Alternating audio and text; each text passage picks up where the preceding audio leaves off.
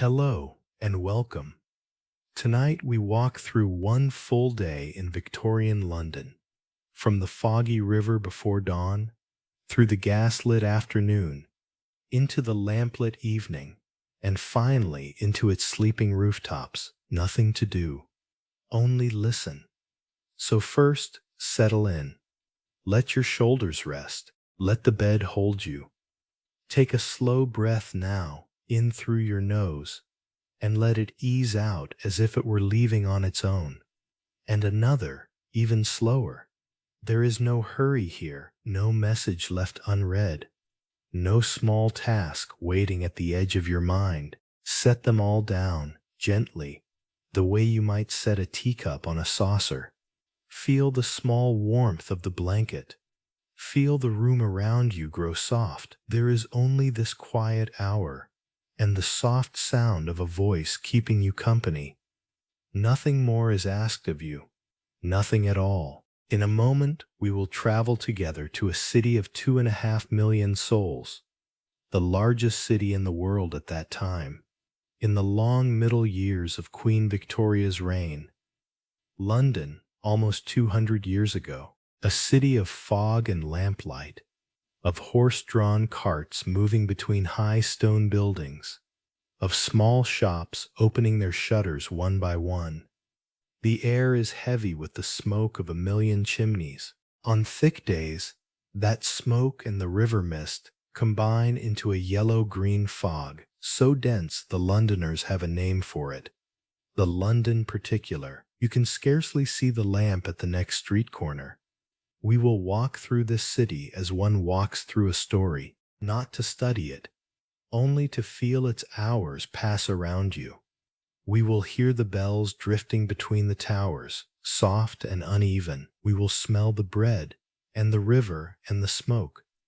We will meet a few small lives along the way. A lamplighter, a milkmaid, a bank clerk, a child by the fire. None of them will speak to you. They will only carry on with their day, and you will drift among them, soft and unseen. So now, while you let your eyes grow heavy, picture the river, calm and gray, and imagine the city beginning, far below, in the moment just before dawn. The Thames does not roar at this hour. It moves, slow and dark, around the bridges, holding the last of the night within itself. A barge sits at its mooring, a single rope creaking now and then. The water carries the smell of cold stone and tar and a faint sweetness from the timber yards along the south bank. A gull lifts from a piling, makes one quiet circle, and is gone. To the east, the masts of ships at the Pool of London stand like a thin forest. There are perhaps 1,000 of them, perhaps more, lying side by side, black against the lifting gray. This stretch of river, from London Bridge down to the Tower, is in this decade the busiest port in the world. Some 20,000 ships call here every year. They come from Bombay and Hong Kong, from Sydney and Quebec, from the Baltic timber yards and the West Indian sugar islands. They tie up along the great walled docks built earlier in the century. The West India Docks opened in 1802, the London Docks soon after, the St. Catherine Docks, designed by Thomas Telford in 1828, with their warehouses stacked tight to the water for ivory and tortoiseshell and perfumes from the East. At this hour, all of them are still asleep. The cranes stand idle. The gates are locked. The night watchmen pace slowly along the high brick walls. Down on the foreshore, where the tide is at its lowest, a few small dark figures are already at work. They are mudlarks, mostly children, some no older than 8, who scavenge the river mud for bits of coal, scraps of copper, the lost buttons of sailors. They will earn perhaps a few pence by the end of the morning, if they are lucky. They work without speaking, bent low. The river is at its quietest here. The iron rails of the bridges glisten with damp. A single hansom cab rolls across one of them. its wheels making a soft, slow drumming on the wood and stone. The driver does not call to his horse. The horse knows the way, and the morning is too gentle for haste. The clop of hooves carries across the water for a moment, then fades. After it, the silence returns, deeper, almost soft enough to lie down in. The river rolls on, patient, ancient, indifferent to the day that is about to begin. Up from the river, the streets climb in slow lines. They are narrow here, paved with old stones, polished smooth by countless wheels and feet. The shutters of the houses are mostly shut.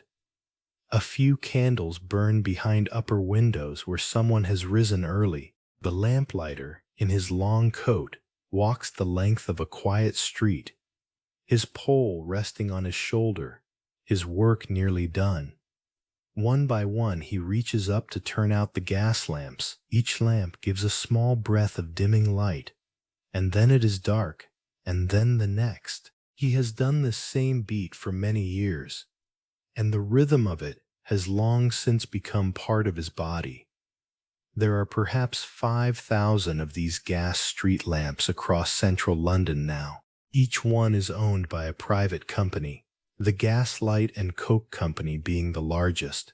Founded in 1812, the very first gas company in the world, the lamplighter himself is paid by the lamp, often a single penny for each one he lights or quenches. He carries the small flame at the tip of his long pole, fed from a tiny reservoir, and a hooked end for opening the gas tap above.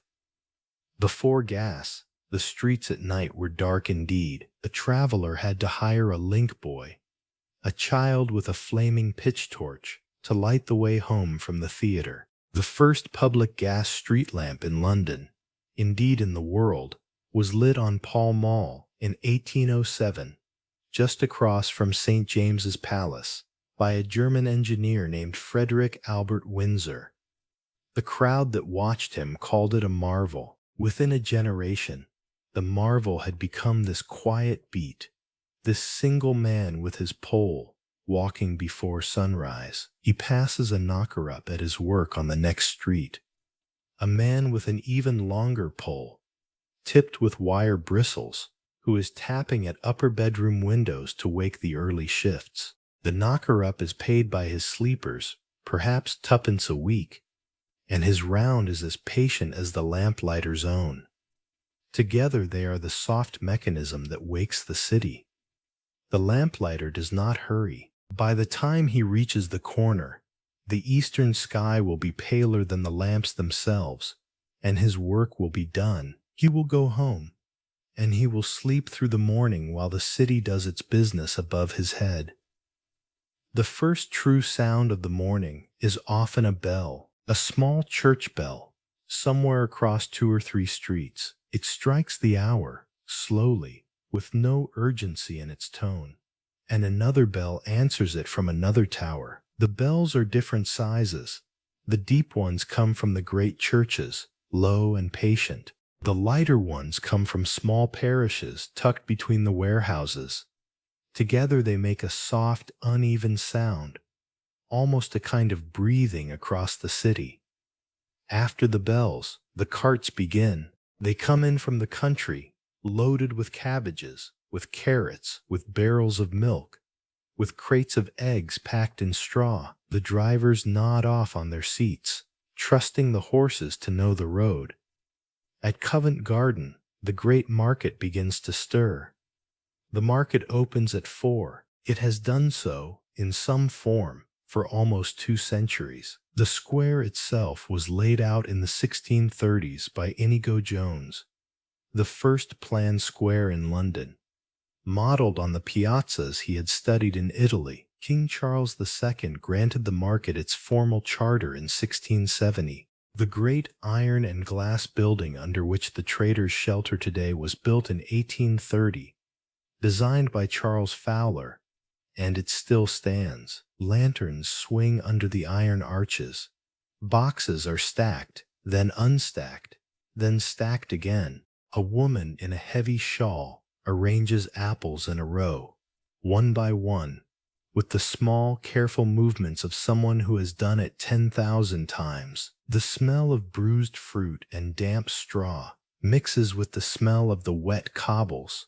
Among the early arrivals are the costermongers, the street vendors who buy here at dawn and push their barrows of fruit and fish through the poorer streets all day. There are some 30,000 costermongers in London at this time, an entire sub-economy of their own, with their own slang, their own marriage customs, their own loose code. A young journalist named Henry Mayhew has just begun, in a series of articles that will become a famous book, to interview them one by one, London labor and the London poor. His great record of these voices will be published in full in 1851. For now, the costers haggle in low voices over crates of plums. A boy curls under a cart and sleeps a little longer. No one minds. The carts will not move for another hour, and the boy is not in the way. The world has time this morning. It always seems to have time in the moments just before the day begins. And then, very slowly, the dawn comes. It does not arrive all at once.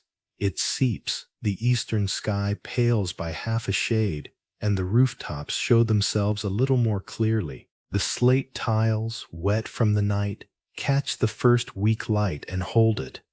The pigeons on the ledges shift and murmur. A weather vane turns once on a steeple. The river, which had been almost black, becomes a slow gray ribbon, and then a slower silver one. The bridges show their iron shapes against it. And there, above all the rooftops, the dome of St. Paul's stands at last in its full calm shape, almost gentle in the early light. The cathedral was completed in 1710, the work of Sir Christopher Wren, who lay buried beneath it. The dome rises some 365 feet from the street.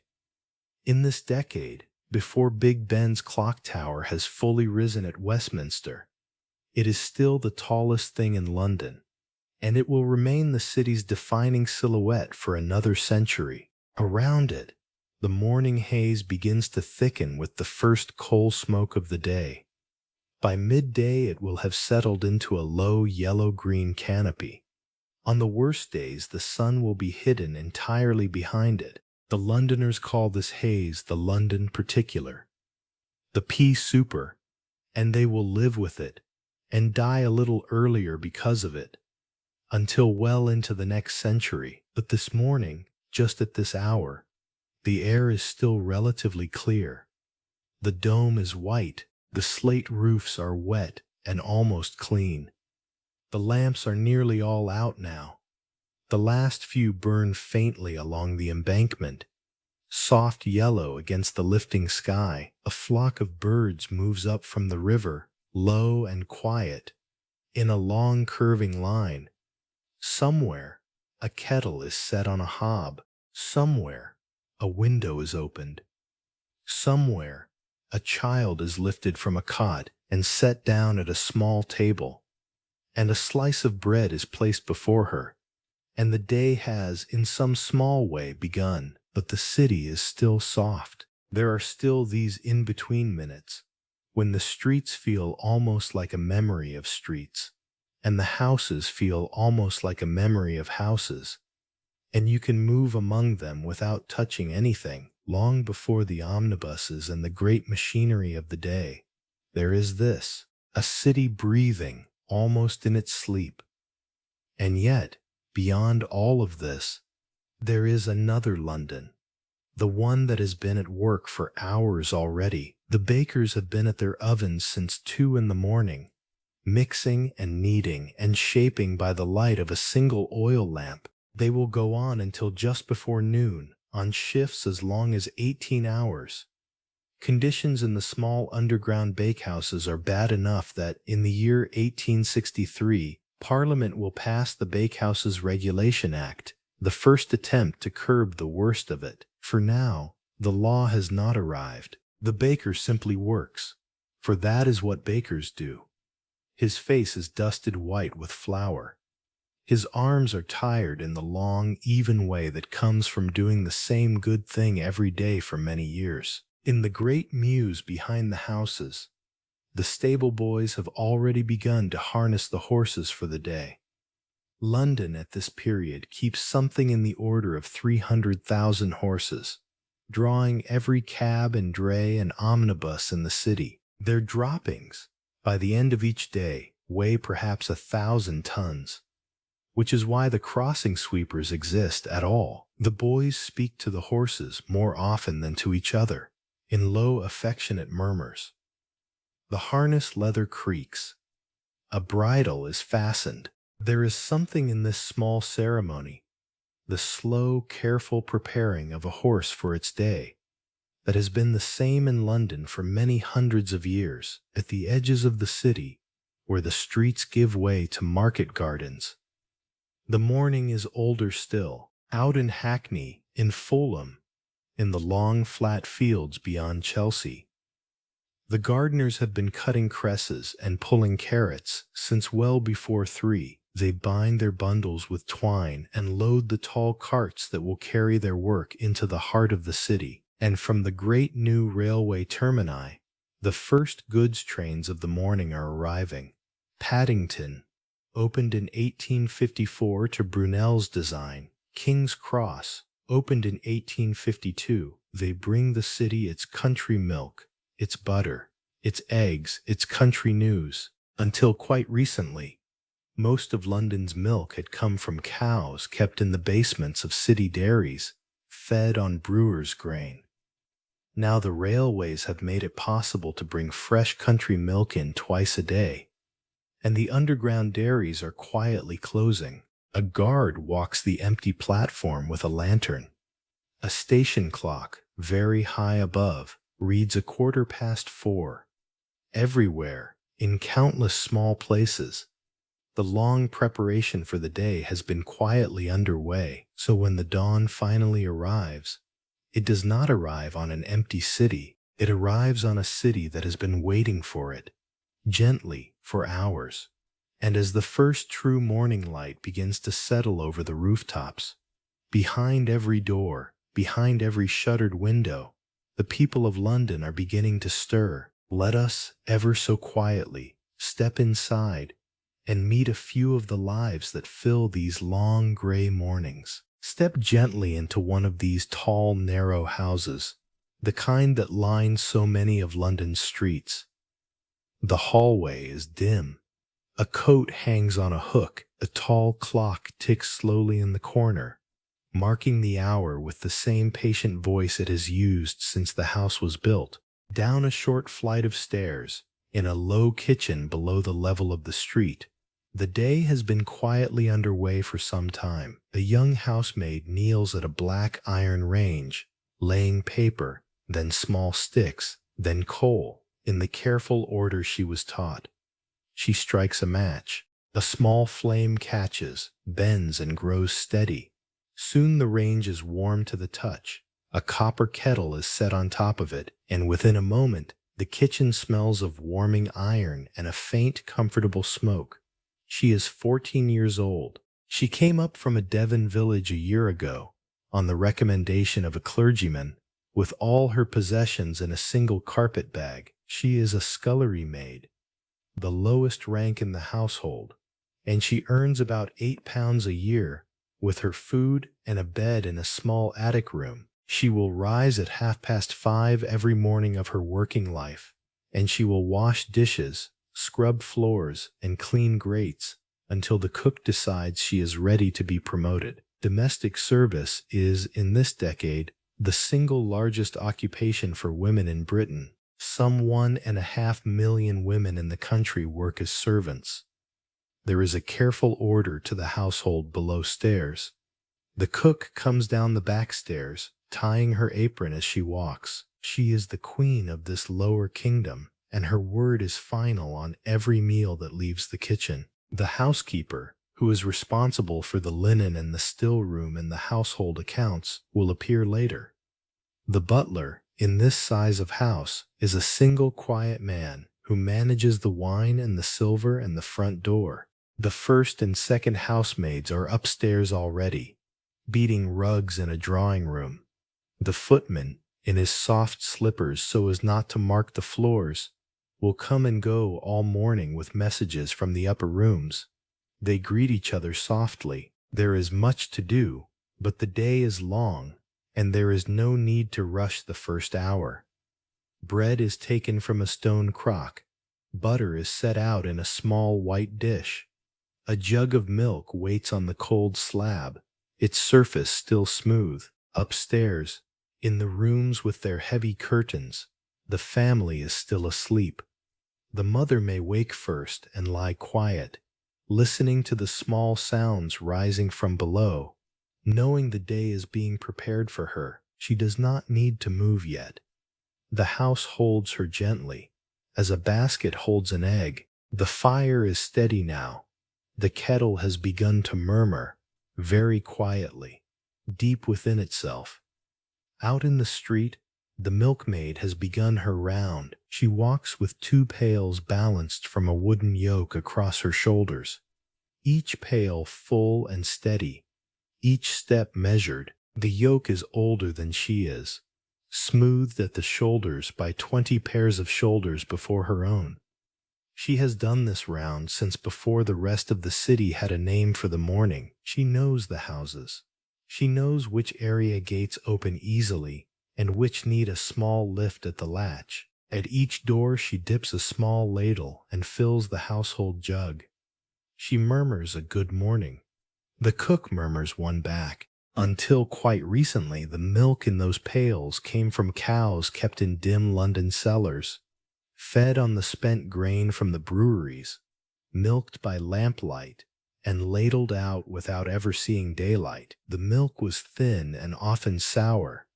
But the railways are changing this. Even now, companies like the Express Dairy, founded in 1864, have begun to run special early trains in from country farms, and the cellar cows are slowly disappearing.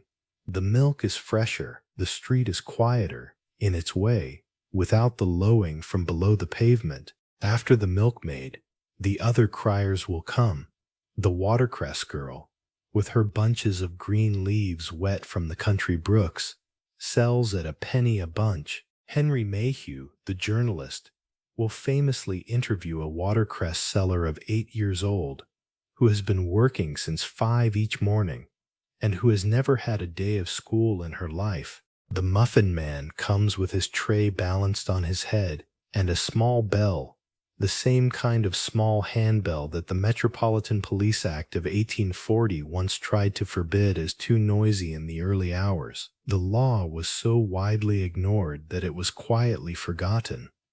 The muffin bell still rings. The newspaper boy, who runs more than walks, but even he this early runs softly. Their voices, when they call, are not loud. They are old voices.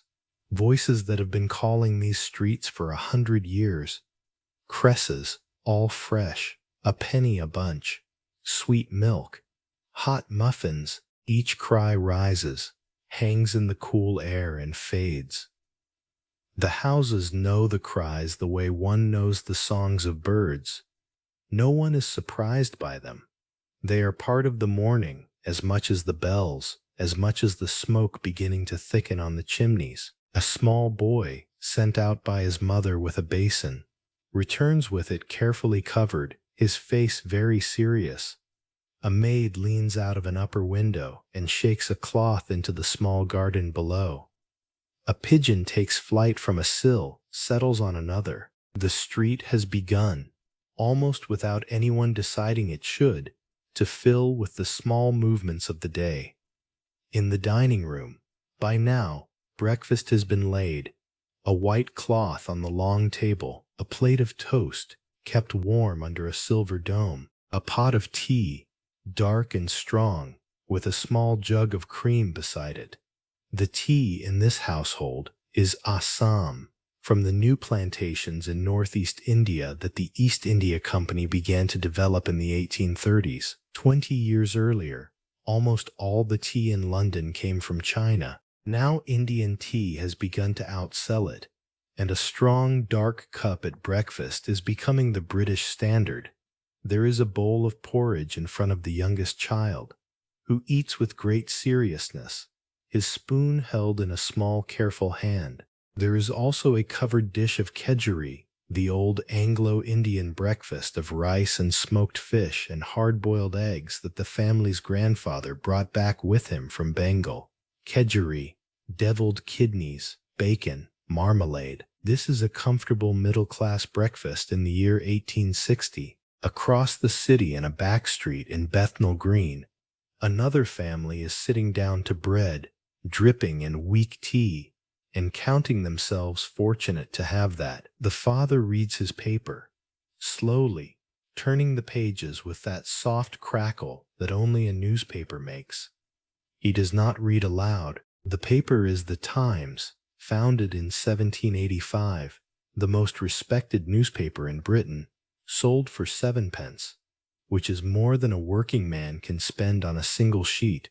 The news is for him to absorb privately. By his elbow there is a small silver tray with the morning's first letters, brought by the postman. 20 years ago, in 1840, Rowland Hill's penny post reform made it possible to send a letter anywhere in Britain for 1 penny, prepaid with the new adhesive stamp called the penny black, the first such stamp in the world.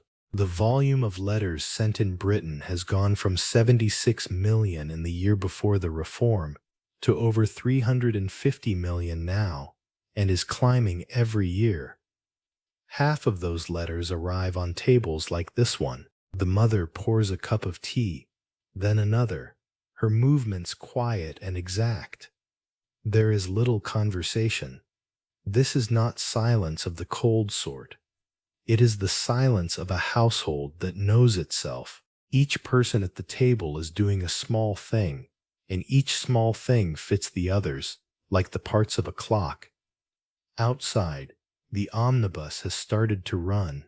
You can hear it now and then, the slow grind of its wheels, the heavy step of its horses. The clerks have begun their walk to the city, their dark coats moving in slow streams along the wider streets, their hats touched at the corners by acquaintances, their morning papers folded under their arms. The day, so quiet at its beginning, has almost without notice become a moving day. The streets that were almost empty an hour ago now hold a soft and steady current of people.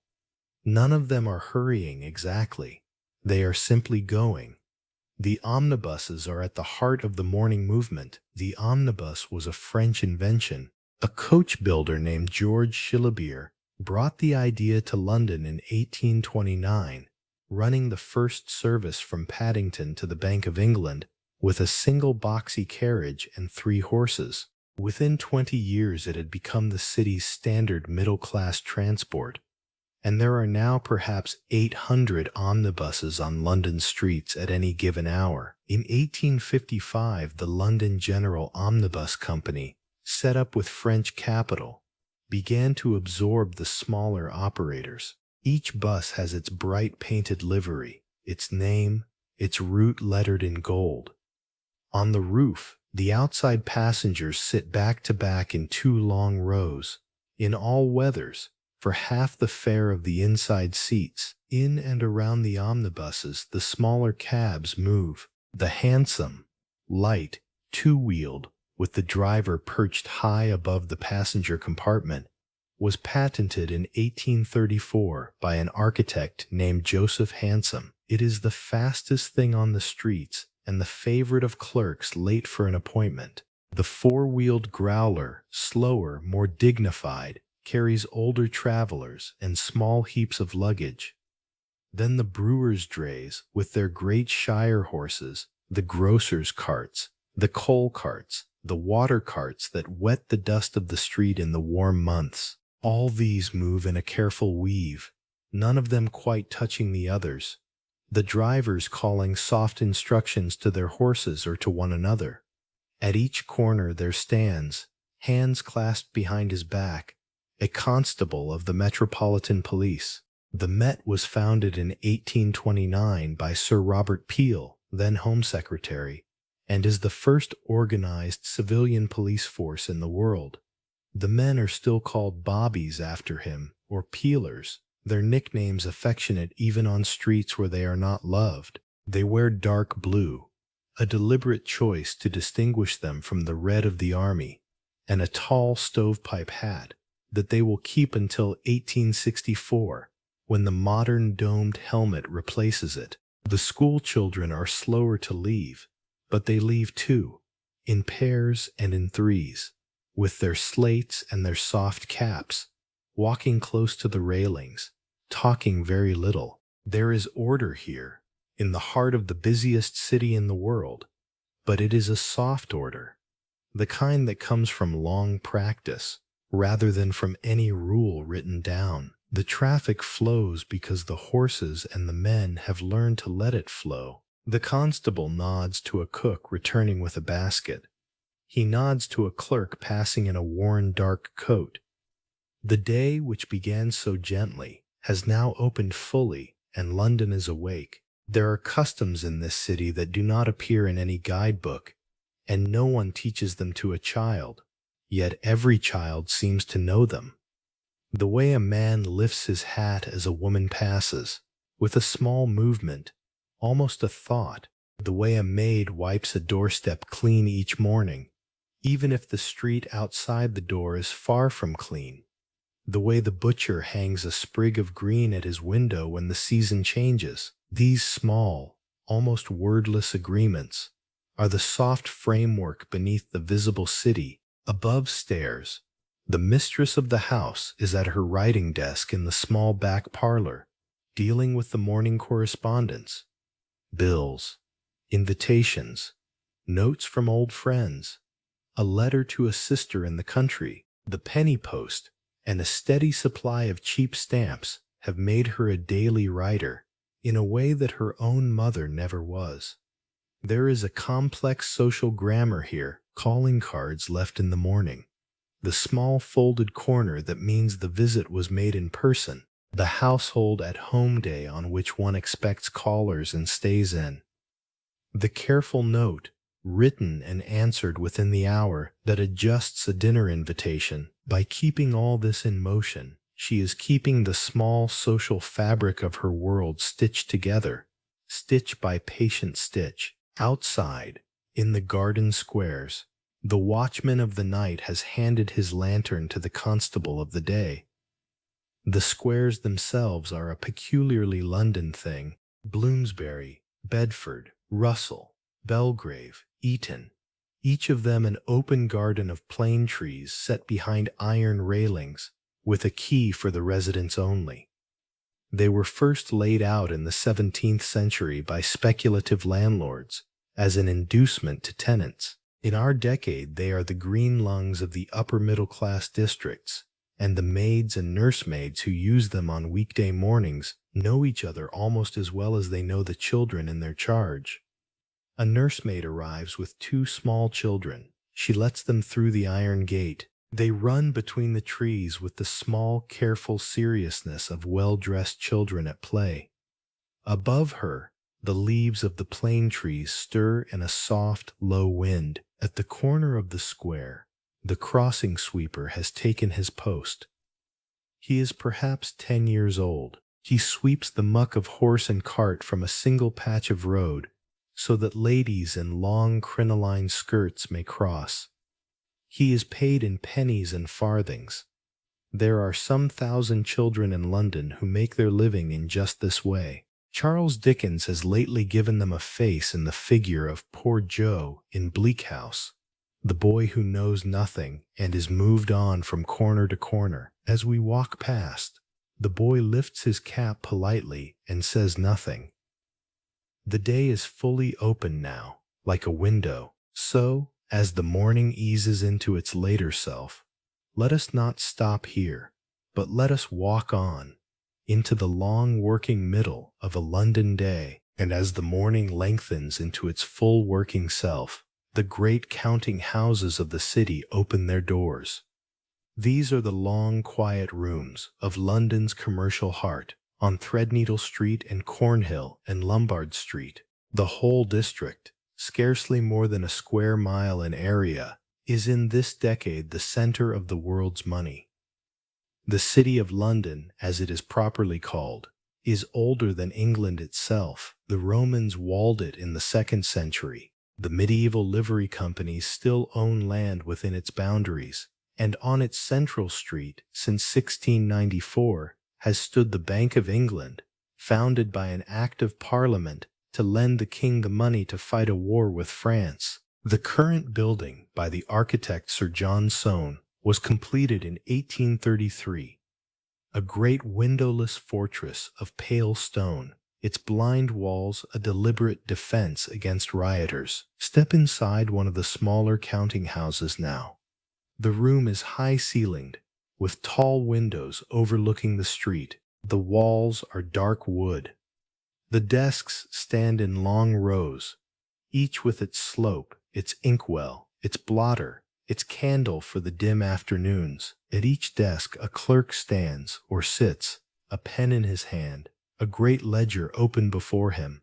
The work is mostly silent. There are perhaps 40 men in this room, and the only sound is the soft scratch of pens, the soft turn of a page, the small rasp of a knife sharpening a quill, the faint tick of a great clock above the mantel. The typewriter is a distant invention, still some 20 years away from these shores. Every figure that enters these books enters by the patient hand of a man with a steel pen and a clean cuff. The system in which they keep these books, double-entry bookkeeping, was first set out in print by a Venetian friar, Luca Pacioli, in the year 1494. It has not been improved upon since. A boy moves among the desks with a tray of small white papers, fresh from the Morning Post, and lays one or two beside each clerk. The clerks read them slowly and copy from them into their books, and the figures pass, by a long, careful chain of hands, into the great ledgers that sit on shelves along the walls, year upon year, decade upon decade. A junior clerk, just out of school, may earn perhaps £80 a year, enough for one rented attic room and a daily chop. A senior clerk, with 20 years' service and the trust of a partner, may earn 300 or 400. A senior clerk in a black coat and a tall, stiff collar walks the length of the room, looking over shoulders. He says little. He nods to a column well kept. He pauses at a small mistake, points to it with the end of his pen, waits while it is corrected, then he moves on. There is no anger here. There is only the slow, careful keeping of accounts, which has been done in this room by men very much like these, in clothes very much like these, since long before any of them were born. Outside, the city moves. Inside, the pens move.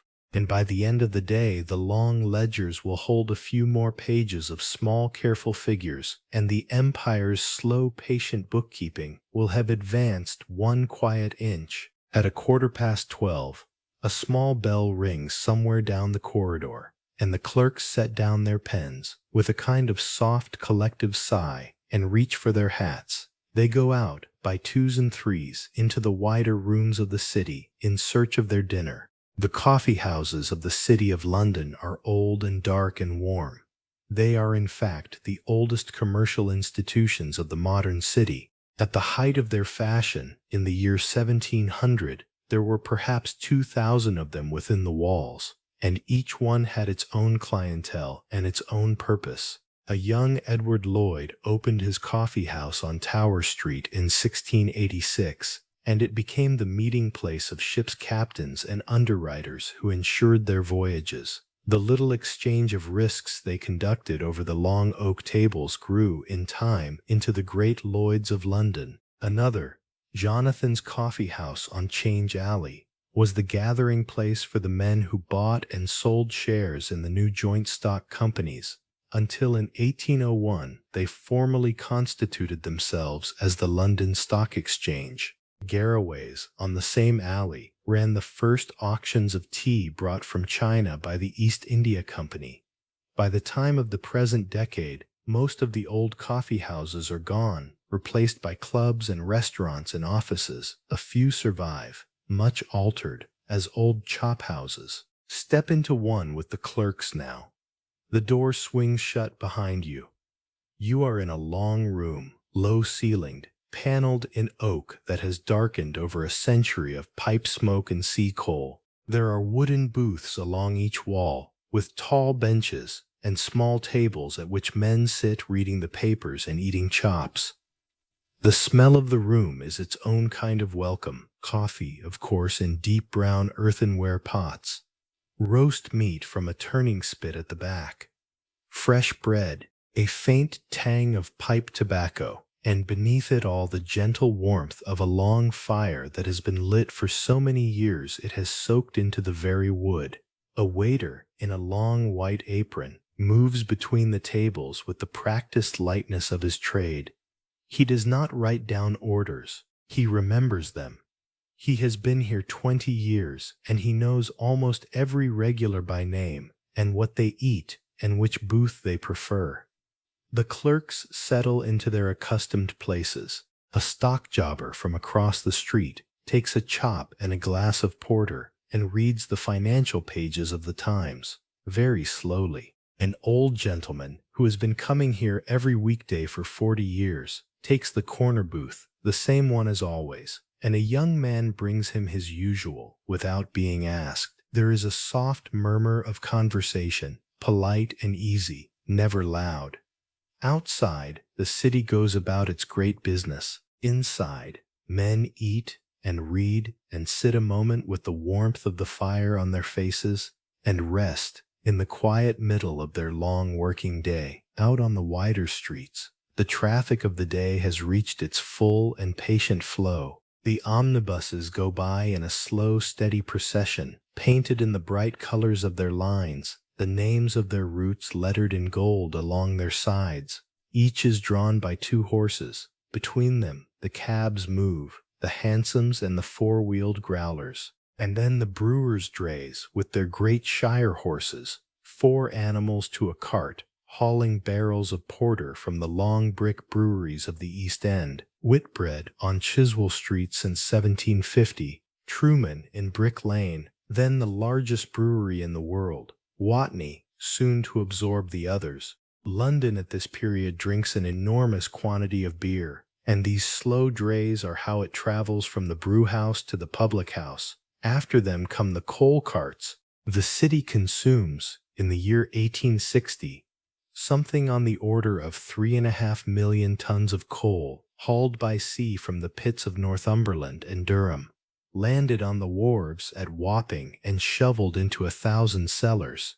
It is the coal that heats the houses, fires the kitchens, drives the steam engines, and rises again as smoke into the great low canopy above. Behind the coal carts, the water carts pass, sprinkling the street to keep the dust down in dry weather. The crossing sweepers stand at their posts, brooms in hand, clearing small paths through the muck of the road for ladies in long skirts to cross.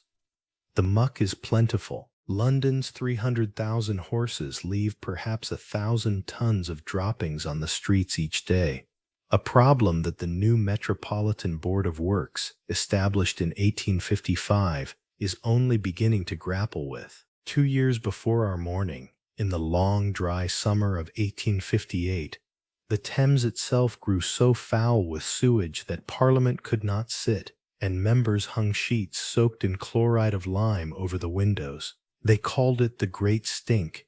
In response, the board engaged a young engineer named Joseph Bezalgette to design a new system of intercepting sewers along both banks of the river. He has begun his work. By the time he is finished, sometime in the 1870s, his great brick tunnels will run for some 1,800 commoners beneath the city, and they will still be running, mostly unaltered, in the next century. But this is all to come.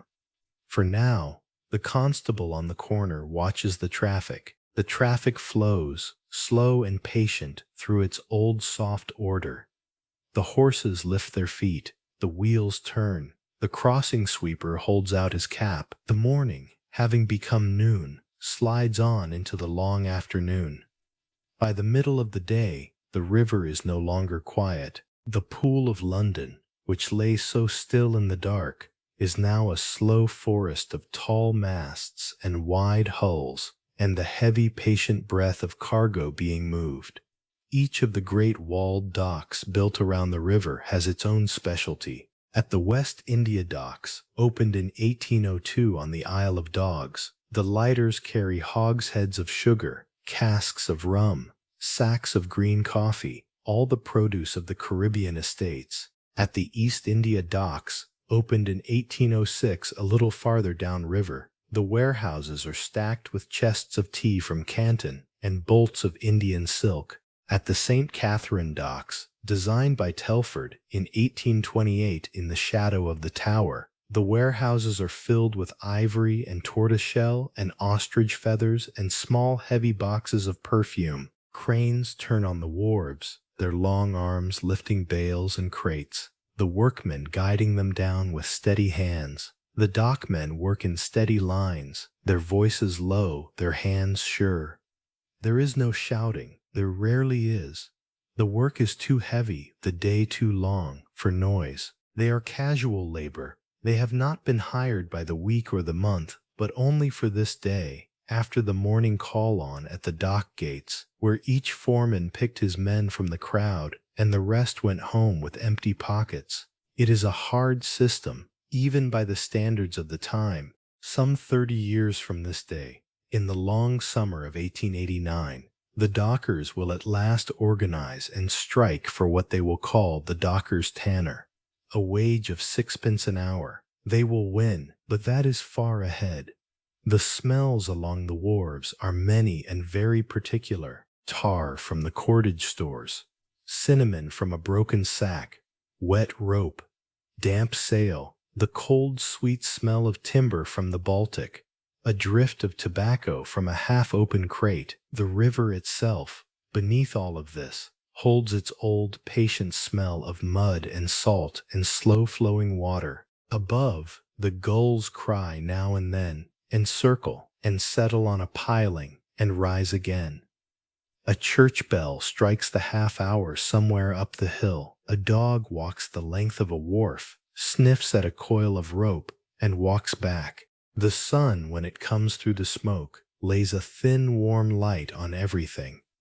A bargeman tips his hat back and lets the warmth touch his face for a moment, then bends to his work again. Nothing about this scene is hurried, even though much is being done. The ships will sail when the tide is right. The cargo will be moved by the time it must be moved. The river will rise and fall as it always has. And the men on its banks have long since learned that the river is not a thing one can rush. So the day passes. On the wharves, in this long, slow rhythm, like the breathing of a great tired animal. And inland, away from the river, the great shopping streets are at their fullest. Cheapside is a long, slow current of people. Regent Street is bright in the sun. Regent Street is itself a relatively new creation. At about 3 in the afternoon, almost without anyone noticing, the light begins to change. A soft grayness spreads in from the west, drifting in low from beyond Hammersmith and Chiswick, across the river meadows, towards the city. The sun, which had been making its long, slow patterns across the rooftops, slips behind a thin veil. The shadows lose their edges. The color of the bricks softens, and the great dome of St. Paul's, which only an hour ago was a quiet white shape against pale sky, now stands all the whiter against a deepening gray behind it. Londoners, by long habit, glance upward as they walk. They have learned to read these skies. The city sees, on average, around 150 rainy days each year, and the people who live here come to know the difference between a passing shower and a settled gray. The Royal Navy in 1805 had codified this kind of reading of the sky. When Francis Bayford drew up his scale of winds, a quiet sailor's ladder from calm to storm, so that every officer on every ship could describe the weather in the same words. And nearly half a century later, in 1854, Robert Fitzroy, the same Fitzroy who had once captained HMS Beagle and carried a young Charles Darwin around the world, was given charge of a small new office above Parliament Square and quietly began the work that would become the Met Office. From his rooms, the first British weather forecasts were drawn by hand on slow telegraph reports from coastal stations. So the city, even on this afternoon, is being watched. But here in the streets, no one needs a forecast. A clerk on Cheapside lifts his collar. A nursemaid in a square gathers her small charge. A flower seller pushes her basket a little closer to the wall. The first drops fall, not heavy at first, just a slow tapping on the slates, on the brims of hats, on the wide flat backs of the dray horses still pulling their casks along the street. The pigeons rise, all at once in a soft gray cloud, and settle again under the eaves.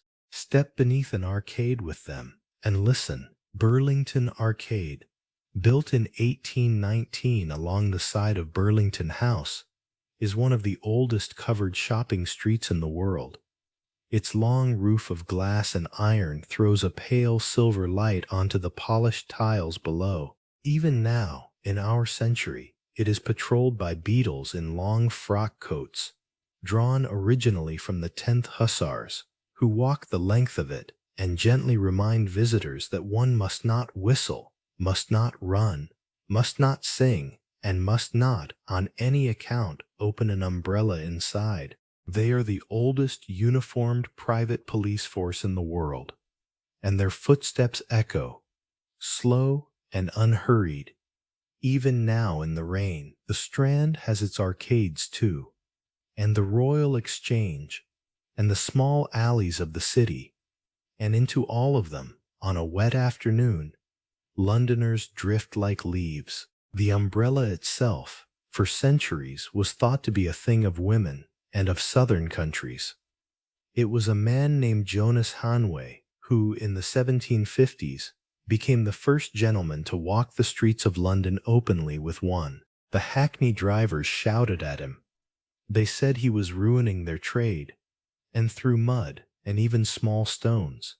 He carried it anyway, every day, until at last the city accepted the sight. By the 1850s, the steel-ribbed umbrella, patented in 1852 by Samuel Fox of Sheffield, has begun to replace the old whalebone frame, and the new design folds smaller and is far less likely to bend in a gust. Now, beneath the arcades, dozens of them lean dripping against the walls, and ladies and gentlemen step out of the wet, shaking the bright drops from their sleeves. In the small tea rooms tucked between the shops, the tables are quickly filling. There are pots of dark Indian tea, hot rolls, thin slices of bread and butter, slices of seed cake, and the occasional small dish of strawberries. This habit of taking tea with a little something to eat in the late afternoon is still, in our century, a relatively new thing.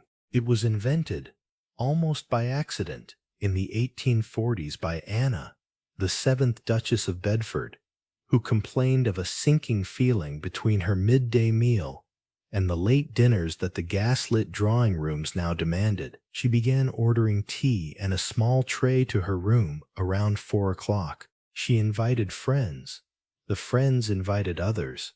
And before long, the whole of polite London had absorbed the custom as quietly as the city absorbs its rain. Outside the arcades, the rain has settled into rhythm. It is not a heavy rain. It is the slow, even, well-mannered rain of the southern English afternoon, falling at an unhurried pace and showing no sign of stopping.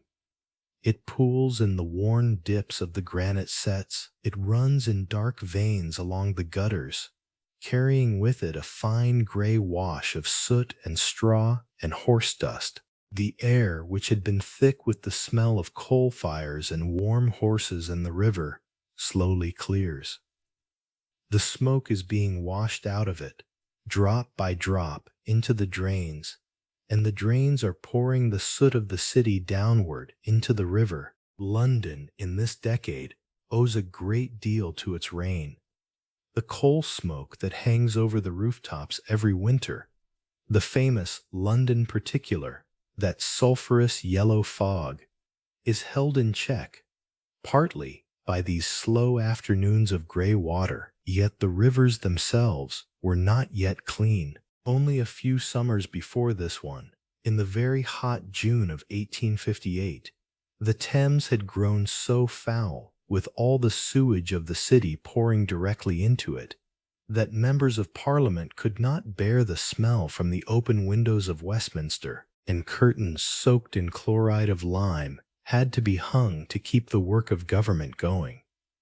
They called that summer the Great Stink, and out of that summer came the long, quiet labor of one engineer, Sir Joseph Bazalgette, who, between roughly 1859 and the mid-1870s, would design and build for London a network of intercepting sewers, more than 1,100 miles of them, beneath the streets, beneath the embankments, beneath the bridges. They are still down there, in our century. They still carry the city's water. Before Bazalgette's intercepting sewers, the cesspits beneath London houses were emptied by hand, in the night, by men called nightmen, who carried the waste away in carts to fields north of the city. The new system, by carrying everything quietly downstream below the embankments, ended that trade almost completely within a single generation. So when, on this afternoon, the rain washes the soot from the air, and the air smells, for an hour, almost clean, you may think of all the slow underground work that is making such an hour possible. The rain begins to thin. Above the city, somewhere over Whitechapel and the docks to the east, the cloud begins to break apart. A long, bright strip of sky opens. The light that comes through is the deep golden light of a wet afternoon, low, slanted, almost honey-colored, and then, very gently, an arc of color appears, a rainbow, pale at first, then deepening, stretching from the river beyond the tower, across the rooftops of the East End, and out toward Stepney and Bow. The watermen on their barges look up. The dock workers, on the wet decks of moored ships, pause their hauling for a moment. The children in the courts of Whitechapel run out into the puddles. A rainbow over London is not by any means a rare thing, but it is always quietly received. Isaac Newton, almost 2 centuries before this afternoon, had explained it in his rooms at Cambridge in 1666, splitting white sunlight with a glass prism and showing the world that every color was already inside the light, waiting to be unfolded. Newton's work made rainbows comprehensible. It did not make them less moving. Newton himself, when he wrote about light, was working only a few decades after the Great Fire of 1666 had burned much of the old wooden city to the ground, and a new London of brick and stone had begun to rise around St. Paul's. So in a sense, the very rooftops on which this rainbow now rests were already shaped by the same century that first explained it. 2 miles upstream, in his quiet house on Chain Walk in Chelsea, an old painter, Joseph Mallard William Turner, had spent the last decades of his life painting exactly this kind of sky. He had died only a few years ago, in 1851, leaving behind canvases full of London fog, London steam, London river light, and London rainbows. The young critic John Ruskin, in his book Modern Painters, had defended Turner against those who said he painted only blurs. Ruskin had argued that Turner saw the actual atmosphere of England more truly than any painter before him. On an afternoon like this, with the light coming low and gold beneath the parting clouds, you can understand what Ruskin meant. The shower passes. The bells of a distant church mark the hour, softened now by the wet air. The shopkeepers come out from beneath their awnings and look up at the sky, and one or two of them step out into the road and roll up the canvas of their stalls. The streets after the rain are quietly transformed. The granite cobbles, dark with wet, throw back the gold of the breaking sun, so that the city seems for a few minutes to be lit from below as well as from above. Carriages roll through long, bright reflections. The brass on a hansom cab shines. A young flower girl in Russell Square rearranges her wet violets and finds that the colors against the wet pavement have grown deeper. Even the smoke-blackened fronts of the old houses on streets like Bedford Row and Doughty Street look softer in the washed light. For a couple of hours after such a rain, the air over London is briefly clean. It is one of the small mercies of the city. Doctors of this century, writing on the health of children in the slums, often note with sadness that London-bred children rarely see a clear blue sky and almost never the open horizon that country children know. They grow up beneath gray, beneath smoke, beneath the low ceiling of the city's own breath. The reformer Edwin Chadwick, whose Public Health Act of 1848 was the very first great attempt by the British government to take responsibility for the air and the water of its towns, had written years before of how the children of the poor in London grew thin and pale, not from lack of food alone, but from lack of light. After a rain like this one, just for a while, that light returns. Walk slowly now along an emptying street. Notice the smell of the wet stone. Notice the small puddle in the worn dip of the curb with the gold of the sky inside it. Notice the way the pigeons have come back to the eaves, ruffling and resettling, drying their feathers in the new sun. Notice the soft hush that follows a long rain in any great city. That strange quiet made of dripping eaves, distant carriage wheels, and a clearing breeze that has not yet found its full strength. London, just for this hour, seems to be breathing more easily. A church clock somewhere over the river chimes the half hour after 4. The light is already beginning, very gently, to slant a little lower. The afternoon, having paused to let the rain through, is moving on, and so, very softly, we can follow the city as it begins to set itself down for the evening. The light over the city has slanted further now. The shadows of the chimneys lie long across the slates. The brickwork of the eastern walls has turned a soft, warm orange, and the brickwork of the western walls has fallen quietly into shade. Somewhere over Westminster, a clock tower begins to mark the hour, and the slow, even chime carries out across the rooftops, across the river, and into the rooms where it is heard. That chime, the one that any Londoner of this century would know without thinking, is still quite new. The great bell that hangs in the Elizabeth Tower at the Houses of Parliament, the bell the Londoners already call Big Ben, was cast at the Whitechapel Bell Foundry and lifted into place in 1858, and first sounded across Westminster in the summer of 1859. It weighs more than 13 tons.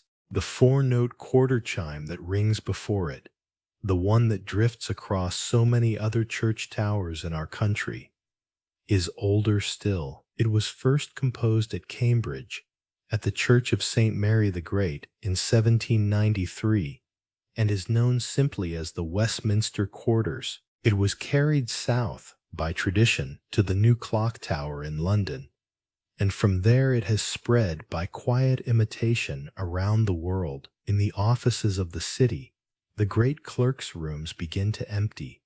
The Bank of England closes at 4. The discount houses, the insurance rooms, the brokers' counting rooms draw down their blinds soon after. Junior clerks shoulder their thin overcoats and step out into the long shadows of Lombard Street and Cornhill. A junior clerk at one of these banks earns perhaps £80 in his first year. A senior clerk between 200 and 400. Promotion is slow, careful, and often a matter of decades. Many of these men keep at the same desk, in the same room, under the same light, for the whole of a working life of 40 years. Senior clerks linger a little, signing one last ledger entry. The streets fill, briefly, with a quiet evening tide of dark coats and pale faces, walking westward, toward chop houses, toward omnibus stops, toward the new suburban railway stations. For the first time in the history of the city, an ordinary clerk no longer needs to live within walking distance of his desk. The London and Southwestern Railway has reached out to Wandsworth, to Wimbledon, to Surbiton. The London, Brighton, and South Coast Railway runs out to Croydon and beyond. Lines from Liverpool Street and Fenchurch Street carry men home to Stratford and Walthamstow. From Paddington, suburbs along the Thames are filling with new villas. The word commuter is not yet quite in use here, but the thing itself has arrived. A clerk at the bank can now sleep in a small house with a small garden, 10 or 15 miles from his desk, and travel in by train each morning. The map of London is, very quietly, beginning to enlarge. In the small streets behind the great shopping thoroughfares, the shopkeepers are already closing. A draper on the Strand draws down his shutters, one heavy section at a time. A bookseller along Holywell Street ties up his last bundle. A flower seller at the corner of Russell Square gathers her unsold violets and sets the empty basket on her hip. The dressmakers' workrooms above the shops, however, are not yet finished. Behind unmarked doors, in long upstairs rooms, women and very young women bend over silks and muslins by the light of oil lamps and tallow candles. Many of them began their day at 6 in the morning. Many of them will not put their needles down until 10 or 11 at night. The poet Thomas Hood had, in 1843, written a poem called The Song of the Shirt, which spoke in the voice of one of these women, stitching, stitching, stitching, with hunger in her cheek. Published in the Christmas number of Punch magazine, it was passed from hand to hand across the country, recited in drawing rooms and at meetings of working men, and printed on broadsheets sold at penny stalls. It did not change the trade overnight, but it gave a name in the public mind to what had until then been quietly accepted. The word sweatshop itself enters English in this very decade, in articles about the small upstairs workrooms of the East End, where wages of a few shillings a week were the rule. Even at the great Bond Street houses, the seamstress who made a duchess's gown might not earn in a month what the gown was sold for in an hour. The youngest of these workers, girls of 12 or 13 apprenticed from the workhouse, often slept in the workrooms themselves, on folded cloth between the tables, and woke at first light to begin again. Down in the streets, as the shutters go up shop by shop, the great gas lamps along the curb begin to wake. The lamplighter is back on his round. He is the same kind of man we saw before dawn, perhaps the very same one, a quiet figure with a long pole over his shoulder, walking the length of his beat. There may be 100 or 120 lamps under his charge. He works for one of the gas companies, most likely the Gas Light and Coke Company, the world's first such company, founded in London in 1812, which by this decade is supplying gas through hundreds of miles of cast iron mains beneath the streets. With the small hooked end of his pole, he opens the valve of each lantern, holds a flame to the burner, and a soft yellow light steps out into the dusk. He moves on, and the next lamp wakes a few yards further down. From a high window the effect is curious and beautiful. a slow line of small new lights extending itself, lamp by lamp, along the curve of the street. In time, this trade too will quietly disappear. By the 1880s, automatic timing devices will begin to take over the lighting of the lamps. The first electric streetlights will be tried along the Thames Embankment in 1878, and the long replacement of gas by electricity will continue slowly all the way into the 1950s. But on this evening, in our decade, the lamplighter is still very much at work, and the city as he leaves it behind him is laced with quiet pools of golden light. Inside the great houses of Belgravia and Mayfair and Tyburnia, the dinner hour is approaching. It used to come earlier. In the 18th century, in this same city, dinner had often been taken at 4 in the afternoon, while the light was still in the sky. But gas lighting and the new long working day of the clerk and the lawyer and the man of business has pushed it later and later, until now in fashionable households dinner is served at 8 in the evening, sometimes even later. In the dining rooms of Belgrave Square, those great stuccoed terraces laid out by the builder Thomas Cubitt only a generation ago, on what had been low marshy ground south of Hyde Park, long tables are being set with silver, with cut glass, with hothouse flowers from the conservatories of the home counties. A footman waits at the side, the tall footman, and they are nearly always tall, because the great houses still pay an extra wage to a footman of 6 feet or more, wear powdered hair, knee breeches, white stockings, dark coats with brass buttons. The custom of dressing one's footman this way is already a little old-fashioned and a little ridiculous to the new middle class. But in the older aristocratic houses it is not yet given up. The dishes are coming up now from the basement kitchens by way of small lifts and back stairs, and they are being served not all at once, in the old French manner of the 18th century, but one course after another in the Russian manner, service à la Russe, which was first introduced into English dining rooms in the 1810s and has, by this decade, become the standard for any household with pretensions to elegance. A formal dinner now runs to 4 or 5 or 6 courses, clear soup, then fish, then an entree, then a roast, then a sweet, then a savory, then dessert and fruit, served slowly across 2 or 3 hours. In the lodgings of a young clerk in Pentonville, the meal is simpler: a chop, a piece of bread, a glass of beer, a small dish of stewed fruit. The landlady has cooked it in her own kitchen and brought it up the narrow stairs on a tray. He eats it at a small table by his window, watching the gas lamps come on along the street. The piano in the front parlor is, by this decade, almost a requirement of middle-class life. More than 20,000 new pianos are sold in Britain every year, and a daughter of a respectable household is expected to play, with at least modest skill, for the family in the evenings. From a quiet street in Bloomsbury or Camden you can sometimes hear, drifting through an open sash window, a few uncertain bars of a Mendelssohn song without words, or a slow, simple hymn at the end of the day. In the basement of a Bloomsbury house, the maids are sitting down at the long scrubbed pine table where they take their own meals, a stew of mutton, potatoes, onions, and a great pot of strong tea. The cook has saved them the heel of the loaf and a pat of butter. There is, even in the working basements, a quiet half-hour of rest now, before the upstairs bells begin to ring again, and from any high window in the city you may look out across the soft slate roofs and feel, very quietly, how old this place is.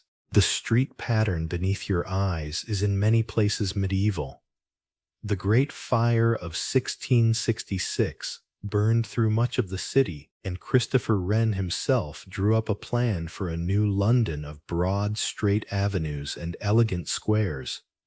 But the merchants of the city could not afford to wait for new boundaries to be agreed, and rebuilt their houses on the same crooked plots they had owned before. So the lanes still wander as they did in the time of the Tudors, and many follow the lines of the old Roman city, Londinium, which was founded by Roman soldiers around the year 47, and whose walls and gates can still be traced in fragments of stone beneath modern shop fronts. The granite cobbles beneath the carriage wheels were very often quarried in the Aberdeen of the north and shipped down by sea, and the bells that mark the quarter hours from 100 different church towers, including, eventually, Big Ben itself, were almost all cast at the same place, the Whitechapel Bell Foundry, founded in 1570 in a small yard off the Whitechapel Road. The same foundry had, 3 generations earlier, cast the Liberty Bell that now hangs in Philadelphia.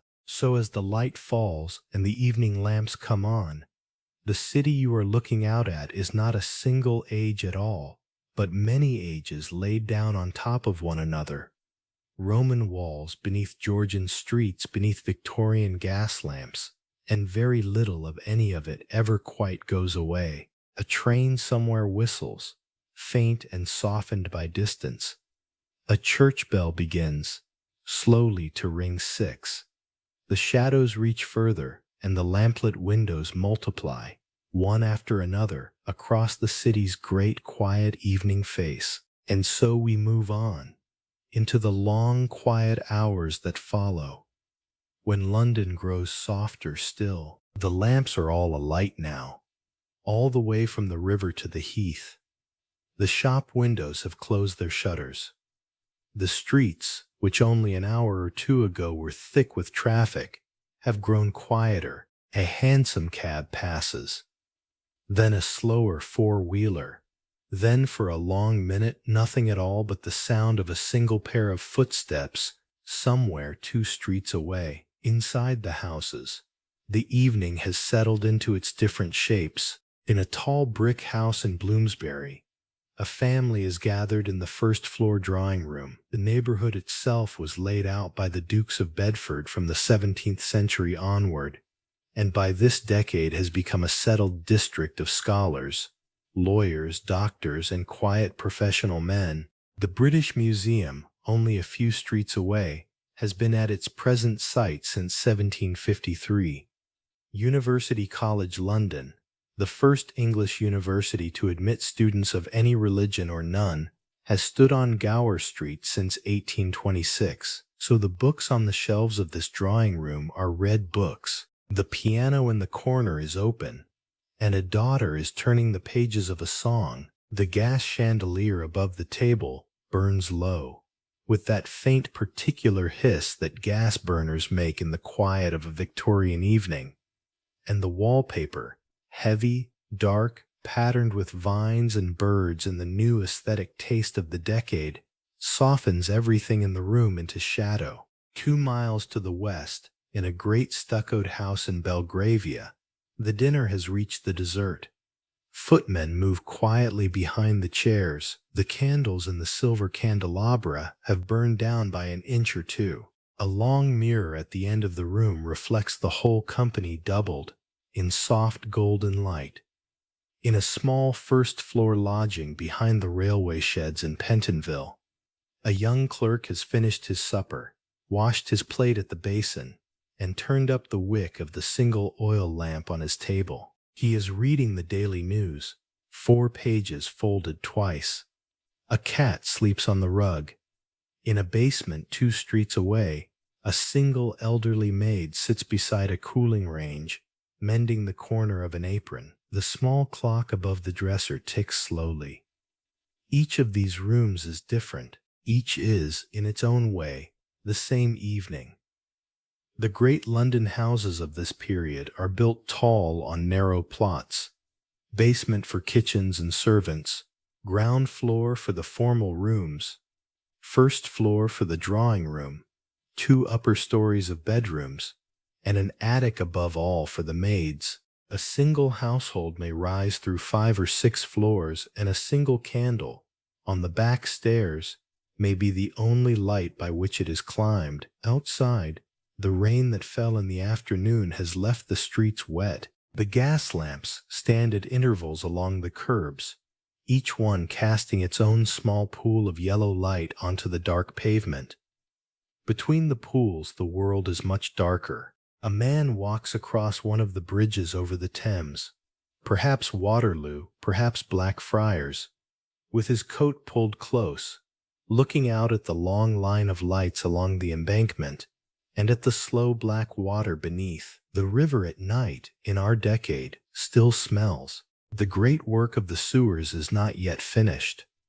But on a cool, wet evening like this one, with the river reflecting the lamps in long, broken ribbons, even the air over the water can be almost pleasant. A constable of the Metropolitan Police passes him on the bridge. The Metropolitan Police, founded by Sir Robert Peel in 1829, and so still nicknamed Peelers or Bobbies, divide the city into beats, and each constable walks his own beat in 8-hour shifts all through the night. He carries a wooden truncheon, a handheld bullseye lantern with a sliding shutter, and a small wooden rattle for raising the alarm.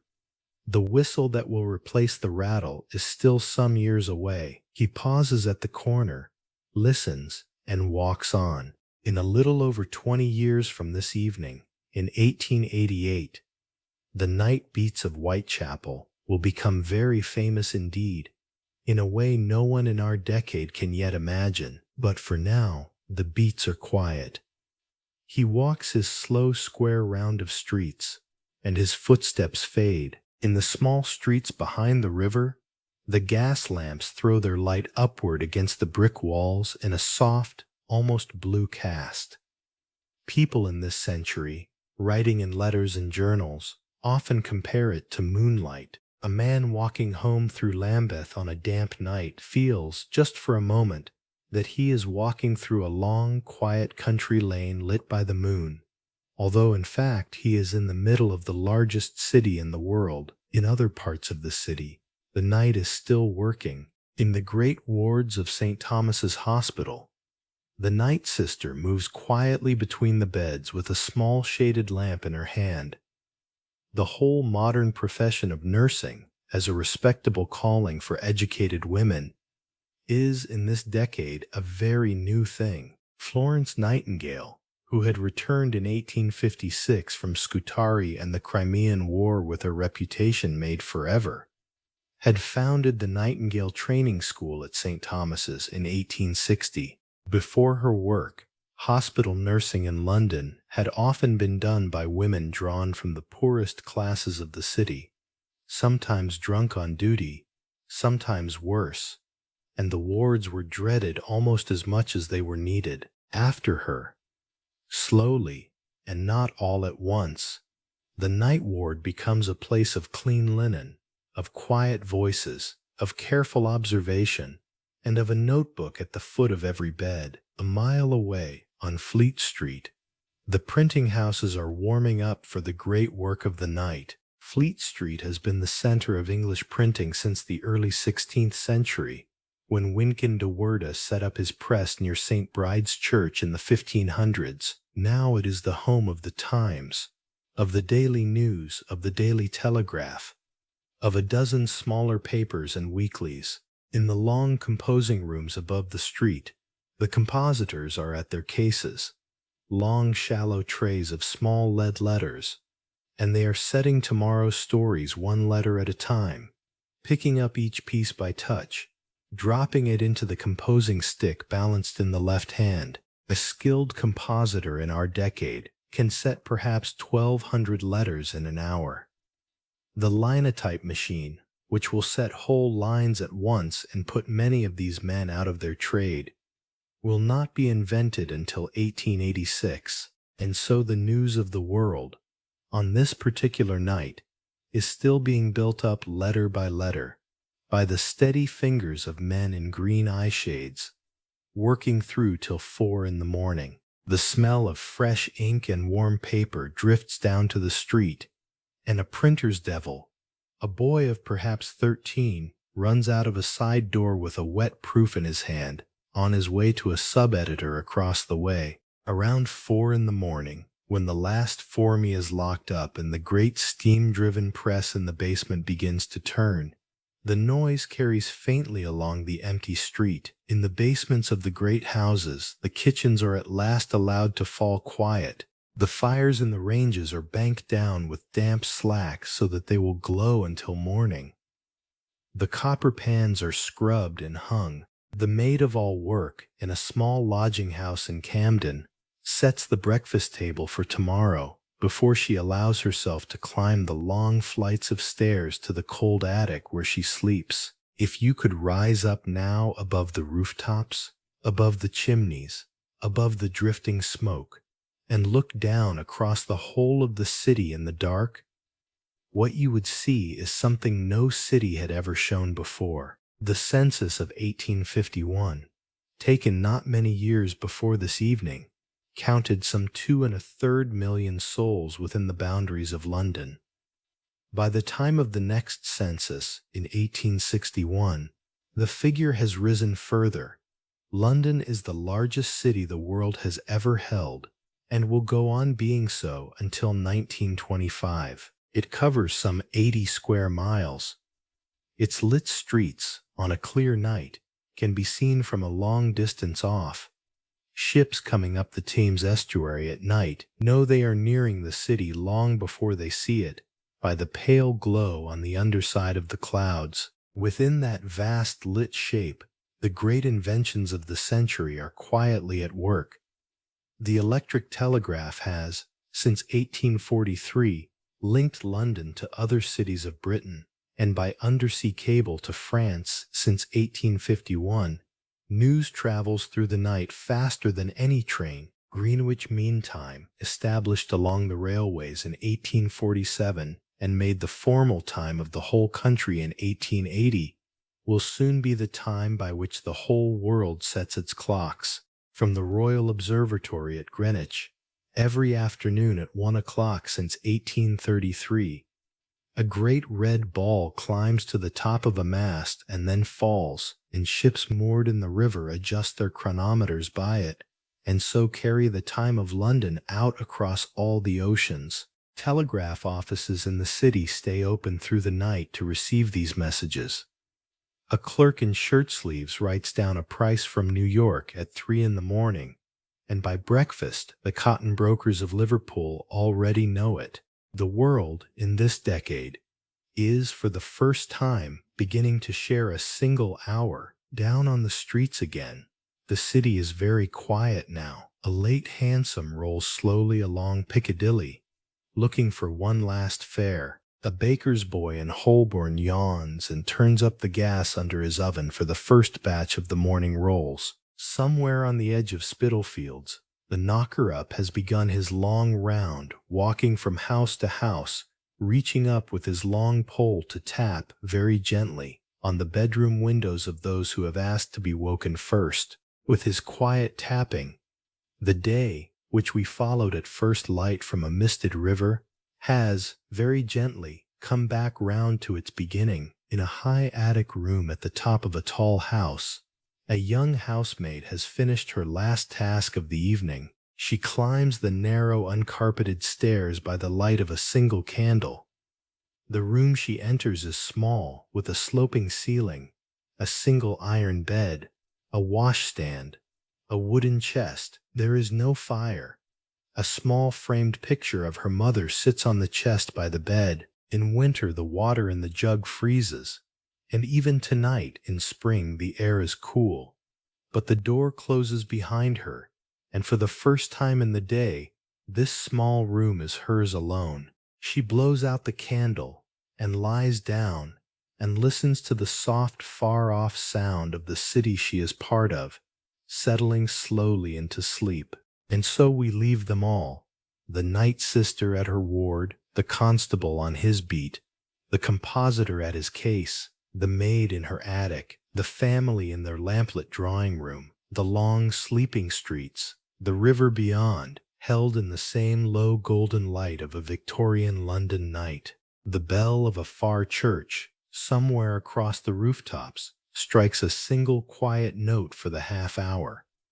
The lamps burn on, the city sleeps, and so we come, very gently, to the end of our long Victorian day. We began before dawn, on the dark river, with the masts of the Pool of London standing motionless in the mist, and the small figures of the mudlarks moving along the foreshore.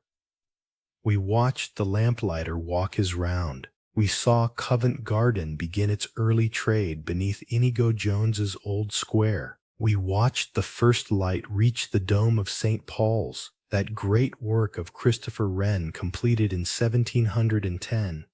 And we listened to the bakers and the dairymen and the first slow trains coming in from Paddington and from King's Cross. We stepped, then, into the small lives of the city, into the basement kitchens of 1,500,000 domestic servants, into the streets of the milkmaids and the muffin men and the watercress girls, into the morning newspapers and the new penny post, into the omnibus, which Mr. Slumberia had brought from Paris in 1829, and into the new traffic of the great squares. We walked through the long working middle of the day, through the counting houses of the city, the old square mile that had once been Roman Londinium, through the Bank of England, through the coffee houses that had become Lloyd's of London and the Stock Exchange, through the dockyards on the Thames, and through the new shopping streets of the West End. We sheltered, with the Londoners, beneath the arcades when the rain came. We watched the umbrellas open. We took with them an early afternoon tea, that quiet new custom invented only a few decades before by the Duchess of Bedford. We watched a rainbow form above the docks, and we remembered that Newton, 2 centuries earlier, had taken the colors apart in a glass prism, and that Turner, only a few years before our evening, had spent his life painting exactly this English light. We saw the day fold itself away. We watched the clerks travel home by the new suburban railways. We listened to Big Ben mark the hour. We watched the lamplighter come back along the streets, lighting one lantern after another, all the way down to the river. And we watched the great city turn slowly inward, into its drawing rooms, its dining rooms, its small lodgings, its basement kitchens, its hospital wards, its printing houses on Fleet Street, and finally we watched the city sleep. We saw the constable on his beat. We saw the night sister at her ward.